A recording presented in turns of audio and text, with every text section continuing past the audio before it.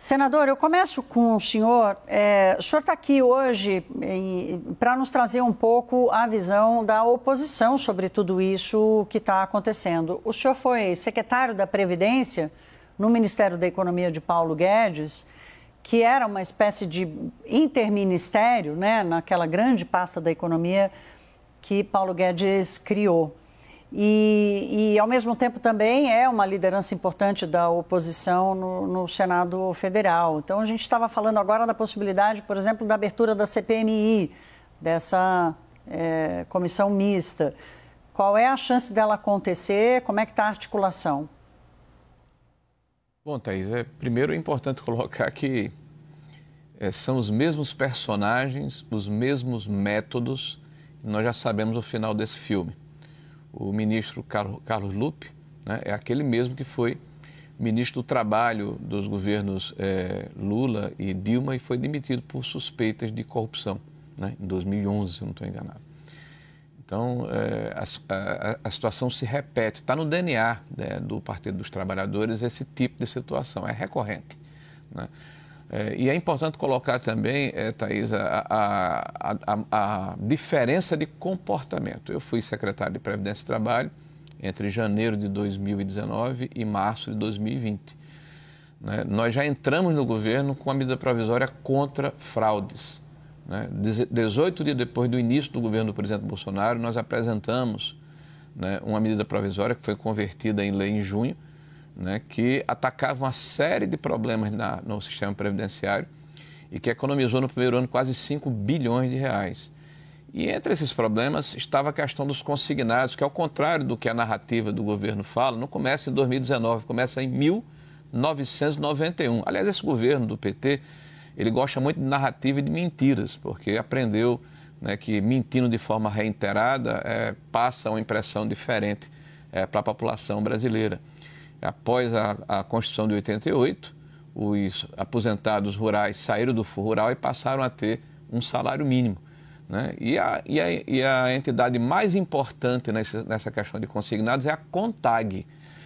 Quem não conhece a CONTAG é a confederação que congrega trabalhadores rurais em todo o Brasil e que tem uma ligação histórica com o PT, com o MST, né, com trabalhadores rurais, e que ao longo de mais de 30 anos atestava através dos sindicatos rurais a aposentadoria dos trabalhadores rurais. A gente está falando de mais de 10 milhões de pessoas.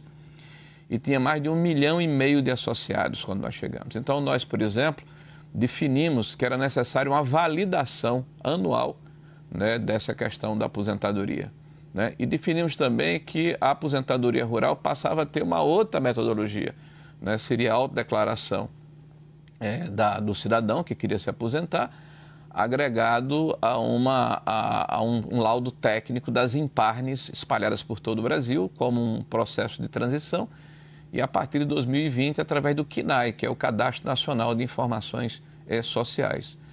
No processo de conversão da medida provisória em lei, houve um enorme lobby da esquerda e de partidos ligados aos movimentos sindicais, e eles ampliaram essa questão, né, da autenticação para final de 2021, quer dizer, em vez de ser 1 ano, passou a ser 3 anos.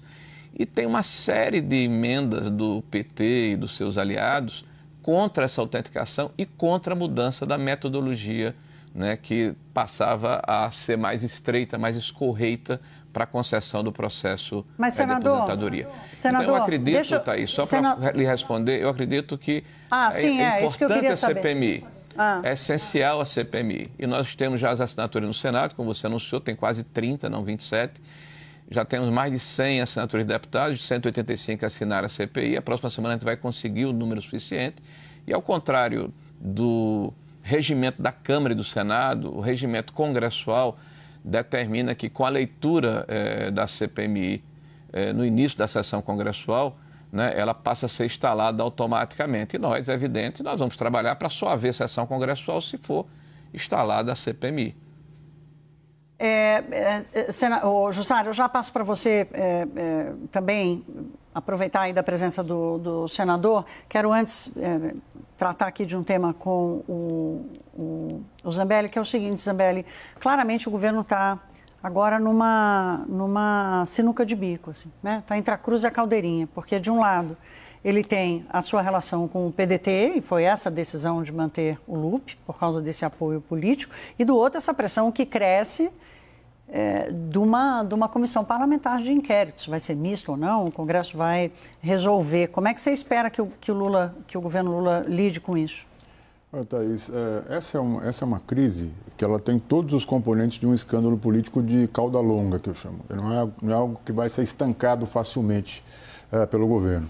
Ela envolve dinheiro do aposentado, que é algo muito sensível para o eleitor, para a base social do governo. Ela envolve denúncia de corrupção, fraude, cifras bilionárias, mais de 6 bilhões é o que se diz nas investigações.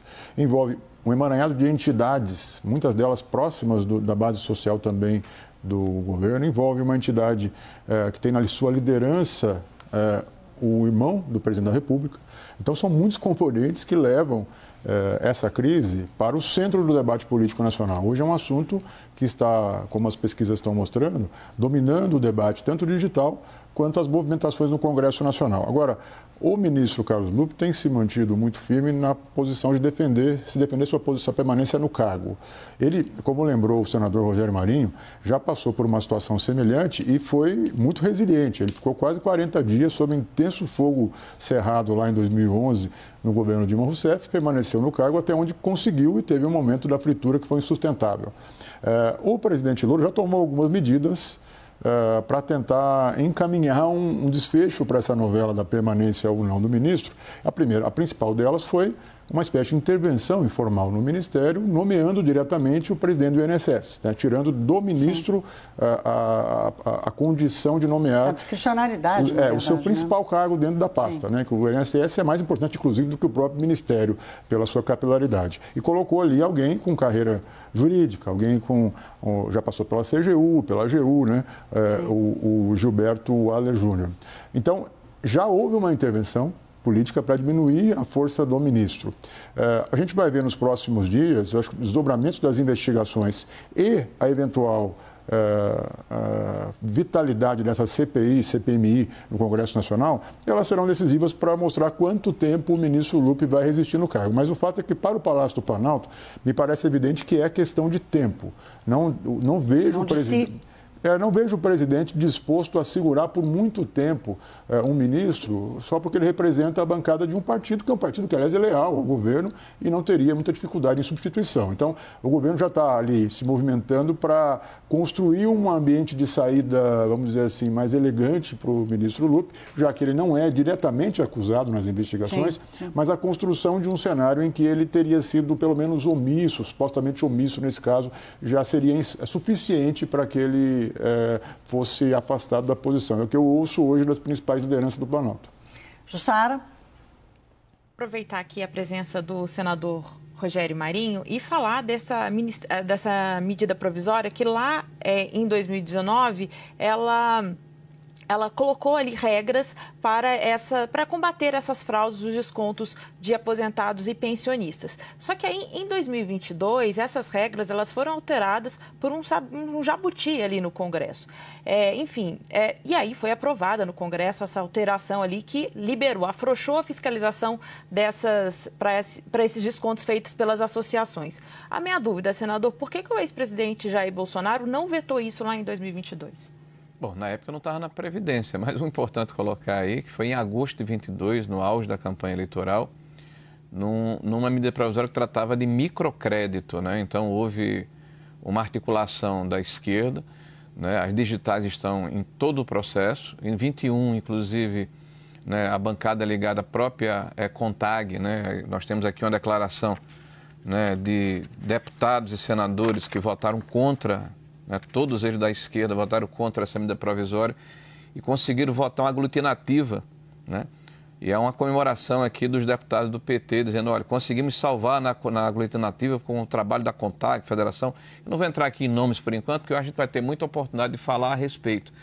Mas as digitais estão em todo canto. De fato, o presidente poderia ter vetado, né? Mas estava no auge da campanha eleitoral e foi um jabuti dentro da medida provisória.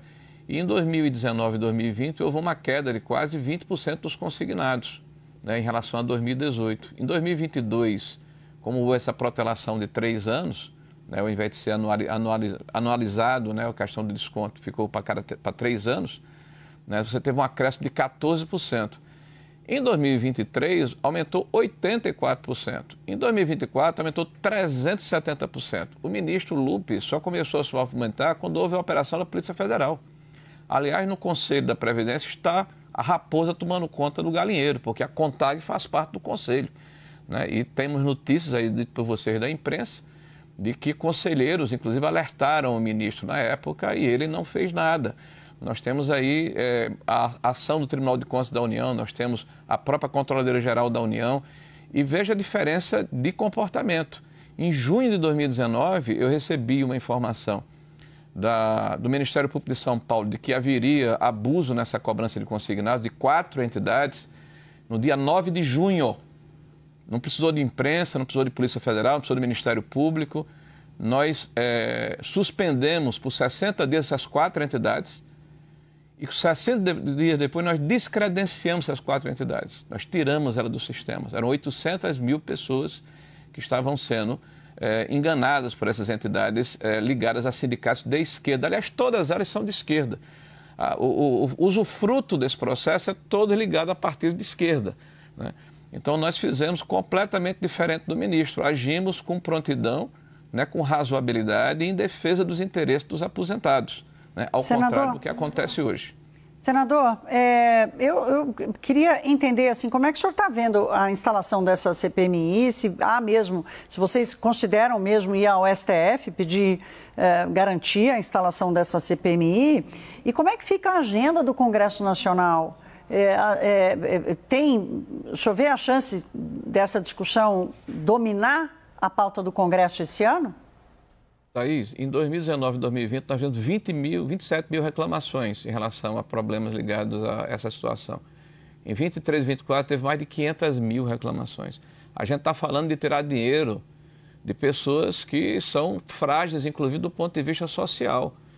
Você tirar 30, 40, 70, 80 reais de uma pessoa como essa é um crime igual a tirar merenda de criança. A gente não pode deixar passar em branco isso. Tem que ser apurado e as pessoas têm que ser responsabilizadas. O governo está alegando que a Polícia Federal vai fazer a sua parte. E a Polícia Federal hoje é comandada pelo ministro Lewandowski, que é ministro da Justiça, que afirmou há pouco, na própria Câmara Federal, que não vê conflito de interesse pelo fato de seu filho ser advogado de uma dessas associações. Mas ele não está errado, não, porque hoje no Brasil, o Supremo Tribunal Federal, você tem dificuldade de explicar a alguém que é de fora, já decidiu que não há conflito de interesse quando um ministro está julgando um caso e tem um cônjuge, um parente sendo advogado. Então, no Brasil, que as coisas estão invertidas de ponta cabeça, nós não podemos deixar que o judiciário que hoje, o Ministério da Justiça que hoje é comandado pelo ministro Lewandowski, possa conduzir essa investigação sozinho. Nós queremos ajudar com o Legislativo. É importante que isso aconteça, para que o Legislativo possa acompanhar e cumprir o seu papel. Zambelli, eu queria te ouvir sobre a agenda, porque qual é a expectativa que você tem assim, dessa agenda realmente dominar a discussão? Vejo, dominar eu acho improvável, até porque existe, assim, é evidente que o governo vive uma crise de popularidade, uma tentativa de manter aí, de evitar uma queda maior na popularidade do presidente. Então, uma CPMI contra o governo para investigar um escândalo de corrupção que envolve este governo é muito hostil para o presidente nesse momento. Então, o governo vai trabalhar de todas as formas para impedir que ela seja instalada, vai tentar tirar assinaturas, aquele ritual clássico do Congresso Nacional. Agora, eu não vejo como uma CPI ou uma CPMI, conforme ela for estruturada, com esse debate de investigação, esse ímpeto investigativo, ele possa sequestrar, digamos assim, a pauta do Congresso. Tem temas muito importantes. Os presidentes das duas casas, tanto o Davi Alcolumbre quanto o Hugo Mota, têm se preocupado bastante em assegurar, inclusive ao Executivo, que o debate político vai existir nas duas casas sem prejuízo da pauta econômica. Então eu vejo assim, a CPMI, desculpe, ela é muito ruim para o governo, é uma notícia muito negativa para o governo que tenta segurar os seus índices de popularidade e vai ter ali depoimentos, uma exposição midiática muito forte, politicamente vai haver um desgaste prolongado, até porque a gente sabe, as CPIs, né, como se diz em Brasília, a gente sabe como elas começam e não sabe como elas terminam. Né? Inclusive, pode ter uma tentativa do governo em fazer uma captura política da CPI e levá-la para o governo anterior, para a gestão anterior. Essa possibilidade sempre existe, embora hoje o Congresso esteja mais do centro para a direita do que para o governo. Mas, respondendo à tua pergunta, acho que a posição dos presidentes das duas casas, do presidente Hugo Mota e do presidente Davi Alcolumbre, ela tem assegurado ao governo e aos outros atores aí do debate público que as investigações políticas, os temas da agenda ideológica, elas vão ficar trafegar numa via paralela à agenda econômica. Então, eu não vejo o risco de paralisia da agenda. É sim um componente perigoso para o governo, mas não vejo esse risco de paralisia. Jussara, te deixo aí para fazer a última pergunta para o senador no finalzinho desse bloco. Senador, qual é o risco de uma CPMI, por exemplo, avançar no Congresso e começar a olhar justamente para o que aconteceu na Previdência ainda no governo do ex-presidente Jair Bolsonaro, que, como a gente mencionou aqui, no último ano acabou não vetando esse jabuti que aumentou, que deixou afrouxar essa fiscalização sobre esses descontos do INSS?